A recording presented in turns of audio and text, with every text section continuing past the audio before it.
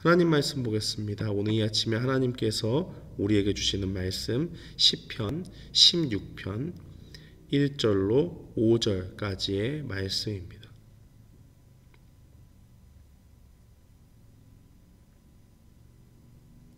시편 16편 1절로 5절까지의 말씀, 우리 다 찾으신 줄 알고 함께 봉독합니다.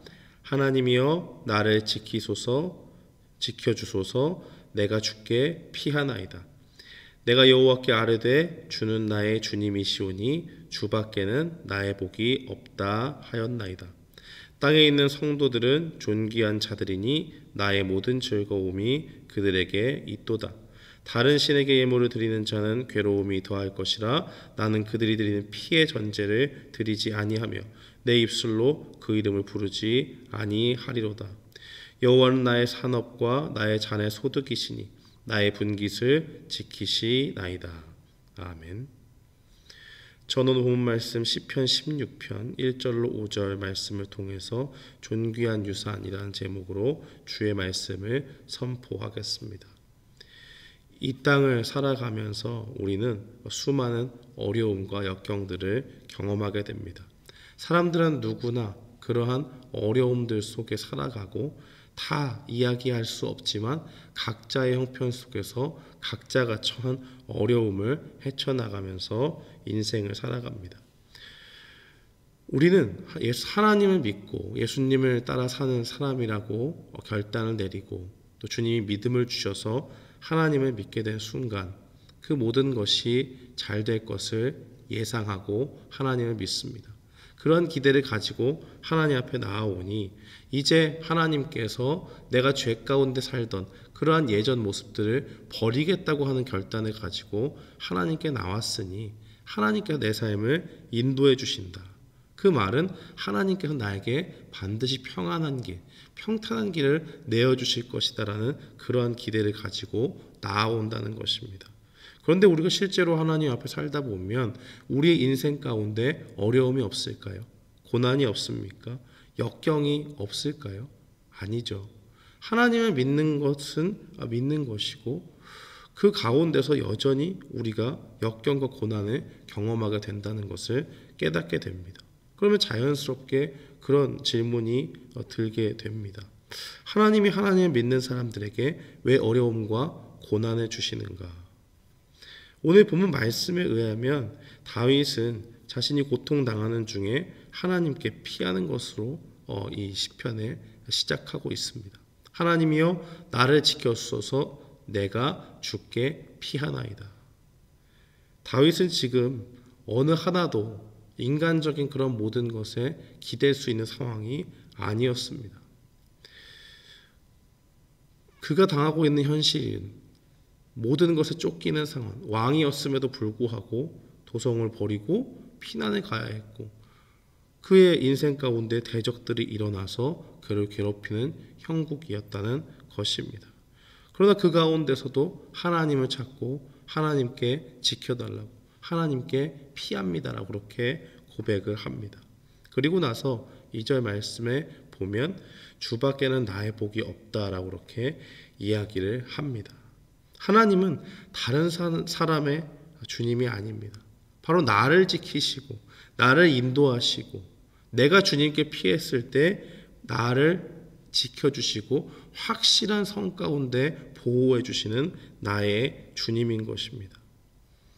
하나님은 우리의 인생 가운데서 고난과 역경과 시련을 겪으면서 성도들에게 무엇을 원하실까요? 그 속에서도 이 다윗과 같이 하나님 나를 지켜주십시오. 하나님 내가 주님께 피합니다. 하나님 주님밖에는 내가 복을 바랄 자가 없습니다. 하나님이 나의 복이 되십니다 하는 그 고백을 바라고 계신 것입니다. 다윗은 어떻게 이 말을 하게 되었습니까? 일평생 보장된 평안함 속에서 말하고 있지 않습니다. 물론 하나님께서 사무엘하 7장에 보면 다윗의 그 왕위를 끊이지 않고 계속적으로 이스라엘의 왕으로 그렇게 왕가로서의 정통된 그러한 모습들을 지켜나가 주시겠다 하는 그 다윗 언약이 있지요. 이 언약이 있음에도 불구하고 그는 숱한 고난을 당했습니다. 때로는 왕이었음에도 불구하고 그 아들에게 쫓기기도 했고, 그가 보장된 하나님의 언약이 있음에도 불구하고 죄 가운데서 허덕이는 그러한 일들도 우리는 분명히 보았습니다. 그 모든 고난을 겪으면서 다윗은 깨닫게 되는 것입니다. 아, 내가 주님께 피해야만이, 주님께서 나를 지켜주시지 않으면 내가 아무것도 할 수 없구나라는 것을 깨닫는 것입니다. 1절 말씀에 보면 주님께 피한다는 말이 있지요. 이것은 울타리를 쳐주는 것을 이야기합니다. 성경에서는 성도들을 향해서 우리는 양 같은 존재다라는 것을 자주 이야기하는 것을 봅니다. 우리는 양 같아요. 연약합니다. 앞도 잘 보이지 않아서 앞에 뭐가 있는지 분간을 못하고 무작정 달려가는 것이 우리의 연약함입니다. 우리는 앞서 있는 모든 일들을 알 수 없고 지금 죄의 길과 또 하나님의 선한 길이 있음에도 불구하고 때로는 우리 눈이 가려져서 무엇이 옳고 그른지 판단조차 할 수 없는 연약한 사람입니다. 이 세상에서 가지 말아야 할 그 유혹의 길로 때로는 서슴없이 가게 되고 거기서 넘어지고 구덩이에 빠지는 곤경을 경험하게 됩니다. 그렇게 됐을 때에 양들은 누가 그립겠습니까? 나를 지켜줬던 그 목자가 어딨나? 지금 나를 구해줄 목자가 오지 않을까 하는 기대를 하는 것이지요. 양을 지키는 목자는 어떤 일을 합니까? 앞도 잘 보이지 않는 양, 스스로 공경에서 구원할 수 없는 연약한 양, 온갖 그 위기 가운데 놓일 수밖에 없고 그 늑대와 이리 사이에서 또 생명을 지킬 수 없는 연약한 양을 건져내고 보호하는 일을 합니다. 그 양들을 위해서 울타리를 치는 사람들이라는 것입니다. 다윗은 자신이 한없이 양 같은 사람인 것을 깨닫습니다. 자기가 가지고 있는 왕의 포지션으로, 그 왕의 위치로 자기가 가지고 있는 그 권세를 지키지 못할 때도 경험합니다. 다윗은 만만이라고 했고 사울은 천천히라고 할 만큼 전쟁에서 굉장히 혁혁한 공을 세웠음에도 불구하고 그의 인생은 인정받는 것은 인정받는 것이고 고난 속에서 또 사울의 쫓김을 당하는 그러한 일도 있었습니다. 그러한 자기의 실력과 상관없이 자기의 위치도 완벽하게 보존할 수 없는 그러한 연약함을 보면서 자기가 한없이 양같이 연약한 존재임을 깨닫는 것입니다.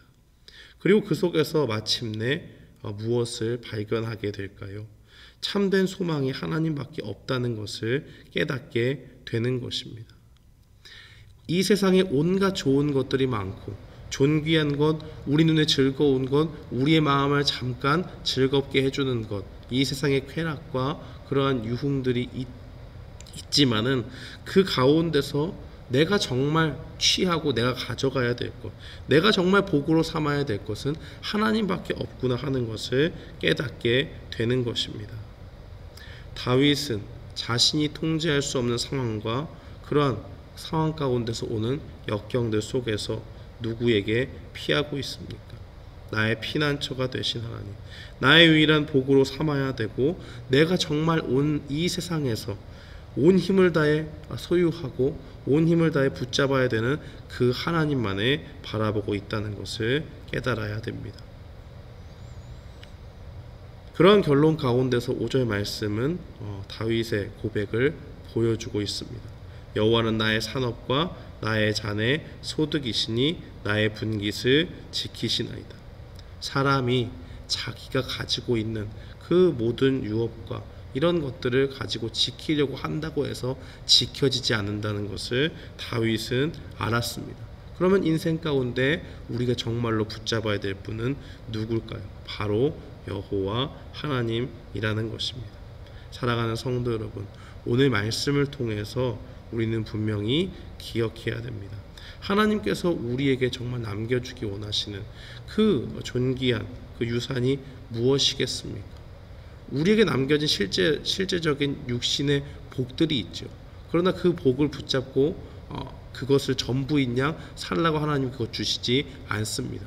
네가 받게 된 이 복, 건강의 복이든 물질의 복이든 자녀의 복이든 여러 가지 이 모든 종류의 복은 과연 누구로부터 오며 누가 이것들을 너희로부터 지켜줄 수 있는가?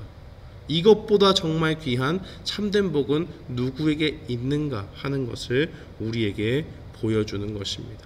사랑하는 성도 여러분, 오늘 이 말씀을 기억하면서 우리의 복을 하나님으로 삼아 나가는 우리가 되기를 바랍니다. 하나님이 나를 지켜주시지 않으면 내가 아무것도 할 수 없습니다. 하나님이 나를 울타리 안에 가둬주시지 않으면 나는 죄악 가운데서 멸망할 것이고 내가 가지고 있는 이 모든 것들도 다 적들에게 빼앗길 수밖에 없는 연약한 존재입니다 라는 것을 고백하는 하나님의 사람들이 되기를 주님의 이름으로 축원합니다.